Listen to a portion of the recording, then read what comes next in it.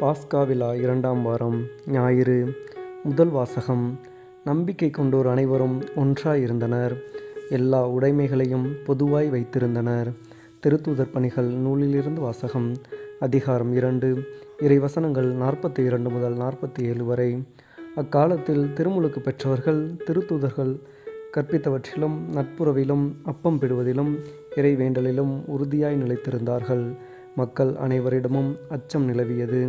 திருத்தூதர் வழியாக பல அருஞ்செயல்களும் அடையாளங்களும் நிகழ்ந்தன. நம்பிக்கை கொண்டோர் அனைவரும் ஒன்றாயிருந்தனர். எல்லா உடைமைகளையும் பொதுவாய் வைத்திருந்தனர். நிலபுலங்களும் பிற உடைமைகளும் உடையோர் அவற்றை விற்று அனைவருக்கும் அவரவர் தேவைகளுக்கு ஏற்ப பகிர்ந்தளித்தனர்.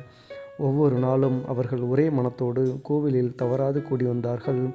பேறு வகையோடும் எளிய உள்ளத்தோடும் வீடுகள் தோறும் அப்பத்தை பிட்டு உணவை பகிர்ந்து உண்டு வந்தார்கள். அவர்கள் கடவுளை போற்றி வந்தார்கள். எல்லா மக்களுடைய நல்ல எண்ணத்தையும் பெற்றிருந்தார்கள். ஆண்டவரும் தாம் மீட்டு கொண்டு வந்தவர்களை நாள்தோறும் அவர்களோடு சேர்த்து கொண்டே இருந்தார். ஆண்டவரின் அருள்வாக்கு. இறைவா உமக்கு நன்றி. பதிலுரை பாடல். பல்லவி. ஆண்டவருக்கு நன்றி செலுத்துங்கள், ஏனெனில் அவர் நல்லவர். என்றென்றும் உள்ளது அவரது பேரன்பு. என்றென்றும் உள்ளது அவரது பேரன்பு என இஸ்ரேல் மக்கள் சாற்றுவார்களாக. என்றென்றும் உள்ளது அவரது பேரன்பு என ஆரோனின் குடும்பத்தார் சாற்றுவார்களாக. என்றென்றும் உள்ளது அவரது பேரன்பு என ஆண்டவருக்கு அஞ்சுவோர் அனைவரும் சாற்றுவார்களாக. பல்லவி. ஆண்டவருக்கு நன்றி செலுத்துங்கள், ஏனெனில் அவர் நல்லவர். என்றென்றும் உள்ளது அவரது பேரன்பு.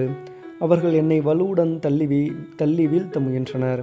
ஆனால் ஆண்டவர் எனக்கு துணை நின்றார். ஆண்டவரே என் ஆற்றல், என் பாடல், என் மீட்பும் அவரே. நீதிமான்களின் கூடாரங்களில் வெற்றியின் மகிழ்ச்சி குரல் ஒலிக்கின்றது. ஆண்டவரது வழக்கை வலிமையாய் செயலாற்றியுள்ளது. பல்லவி. ஆண்டவருக்கு நன்றி செலுத்துங்கள், ஏனெனில் அவர் நல்லவர். என்றென்றும் உள்ளது அவரது பேரன்பு. கட்டுவோர் புறக்கணித்த கல்லே கட்டடத்துக்கு மூலைக்கல் ஆயிற்று. ஆண்டவரால் இது நிகழ்ந்துள்ளது. நம் கண்களுக்கு இது வியப்பாயிற்று. ஆண்டவர் தோற்றுவித்த வெற்றியின் நாள் இதுவே. இன்று அக்களிப்போம், அகமகிழ்வோம். பல்லவி. ஆண்டவருக்கு நன்றி செலுத்துங்கள், ஏனெனில் அவர் நல்லவர். என்றென்றும் உள்ளது அவரது பேரன்பு.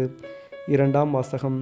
இறந்த இயேசு கிறிஸ்துவை கடவுள் உயிர்த்தெழச் செய்து நமக்கு புது பிறப்பு அளித்துள்ளார். இவ்வாறு குன்றா எதிர்நோக்குடன் நாம் வாழ்கிறோம். திருத்தூதர் பேதுரு எழுதிய முதல் திருமுகத்திலிருந்து வாசகம். அதிகாரம் 1. இறைவசனங்கள் 3 முதல் 9 வரை. நம் ஆண்டவர் இயேசு கிறிஸ்துவின் கடவுளும் தந்தையுமானவர் போற்றி. அவர் தம் பேரிரக்கத்தின்படி இறந்த இயேசு கிறிஸ்துவை உயிர்த்தெழச் செய்து நமக்கு புது பிறப்பு அளித்துள்ளார். இவ்வாறு குன்றா எதிர்நோக்குடன் நாம் வாழ்கிறோம். அழியாத மாசற்ற ஒழியாத உரிமை பேரும் உங்களுக்கென மின்னுலகில் வைக்கப்பட்டுள்ளது. நீங்கள் கொண்டுள்ள நம்பிக்கையின் வழியாய் மீட்புக்காக கடவுளுடைய வல்லமையால் பாதுகாக்கப்பட்டு வருகிறீர்கள். இம்மீட்பு இறுதி காலத்தில் வெளிப்பட ஆயத்தமாய் உள்ளது. இப்போது சிறிது காலம் நீங்களே பல்வகை சோதனைகளால் துயருற வேண்டியிருப்பினும் அந்நாளிலே பேருவகை கொள்வீர்கள். அழியக்கூடிய பொன் நெருப்பினால் புடமிடப்படுகிறது. அதைவிட விலை உயர்ந்த உங்கள் நம்பிக்கையும் மெய்ப்பிக்கப்படவே துயருறுகிறீர்கள். இயேசு கிறிஸ்து வெளிப்படும்போது அந்நம்பிக்கை உங்களுக்கு புகழும் மாண்பும் பெருமையும் தருவதாய் விளங்கும். நீங்கள் அவரை பார்த்ததில்லை, எனினும் அவர் மீது அன்பு செலுத்துகிறீர்கள். இப்பொழுதும் நீங்கள் அவரை கண்டதில்லை, எனினும் நம்பிக்கை கொண்டு சொல்லன்னா ஒப்பற்ற மகிழ்ச்சி அடைந்து பேருவகை கொள்கிறீர்கள். இவ்வாறு உங்கள் நம்பிக்கையின் குறிக்கோளான ஆன்ம மீட்பையும் பெறுகிறீர்கள். ஆண்டவரின் அருள்வாக்கு. இறைவா உமக்கு நன்றி. நற்செய்திக்கு முன் வாழ்த்தொலி. தோமா, என்னை கண்டதால் நம்பினாய், காணாமலே நம்புவோர் பேறு பெற்றோர் என்கிறார் ஆண்டவர். அல்லேலூயா. நற்செய்தி வாசகம். 8 நாளுக்கு பின் இயேசு சீடர்களுக்கு தோன்றினார். யோவான் எழுதிய தூய நற்செய்தியிலிருந்து வாசகம். அதிகாரம் 20. இறைவார்த்தைகள் 19 முதல் 31 வரை. அன்று வாரத்தின் முதல் நாள். அது மாலை வேளை. யூதர்களுக்கு அஞ்சி சீடர்கள் தாங்கள் இருந்த இடத்தின் கதவுகளை மூடி வைத்திருந்தார்கள். அப்போது இயேசு அங்கு வந்து அவர்கள் நடுவில் நின்று, உங்களுக்கு அமைதி உரித்தாக்குக என்று வாழ்த்தினார். இவ்வாறு சொல்லிய பின் அவர் தம் கைகளையும் விலாவையும் அவர்களிடம் காட்டினார். ஆண்டவரை கண்டதால் சீடர்கள் மகிழ்ச்சி கொண்டார்கள். இயேசு மீண்டும் அவர்களை நோக்கி, உங்களுக்கு அமைதி உரித்தாகுக. தந்தை என்னை அனுப்பியது போல நானும் உங்களை அனுப்புகிறேன் என்றார். இதை சொன்னபின் அவர் அவர்கள் மேல் ஊதி, தூய ஆவியை பெற்றுக்கொள்ளுங்கள். எவருடைய பாவங்களை நீங்கள் மன்னிப்பீர்களோ அவை மன்னிக்கப்படும். எவருடைய பாவங்களை நீங்கள் மன்னியாதிருப்பீர்களோ அவை மன்னிக்கப்படா என்றார். 12 ஒருவரான திதிம் எனும் தோமா இயேசு வந்தபோது அவர்களோடு இல்லை. மற்ற சீடர்கள் அவரிடம், ஆண்டவரை கண்டோம் என்றார்கள். தோமா அவர்களிடம், அவருடைய கைகளில் ஆணிகளால் ஏற்பட்ட தழும்பை பார்த்து, அதில் என் விரலை விட்டு அவர் விலாவில் என் கையை இட்டாலன்றி நான் நம்ப மாட்டேன் என்றார். 8 நாளுக்கு பின் அவருடைய சீடர்கள் மீண்டும் உள்ளே கூடியிருந்தார்கள். அன்று தோமாவும் அவர்களோடு இருந்தார்.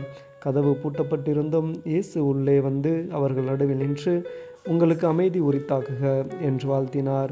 பின்னர் அவர் தோமாவிடம், இதோ என் கைகள், இங்கே உன் விரலை இடு, உன் கையை நீட்டி என் விலாவில் இடு, ஐயம் தவிர்த்து நம்பிக்கை கொள் என்றார்.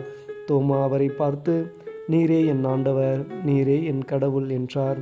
இயேசு அவரிடம், நீ என்னை கண்டதால் நம்பினாய், காணாமலே நம்புவோர் பேறு பெற்றோர் என்றார். வேறு பல அரும் அடையாளங்களையும் இயேசு தம் சீடர் முன்னிலையில் செய்தார். அவையெல்லாம் இந்நூலில் எழுதப்படவில்லை. இயேசுவே இறைமகனாகிய மெசியா என நீங்கள் நம்புவதற்காகவும் நம்பி அவர் பெயரால் வாழ்வு பெறுவதற்காகவுமே இந்நூலில் உள்ளவை எழுத பெற்றுள்ளன. ஆண்டவரின் அருள்வாக்கு. கிறிஸ்துவே உமக்கு புகழ்.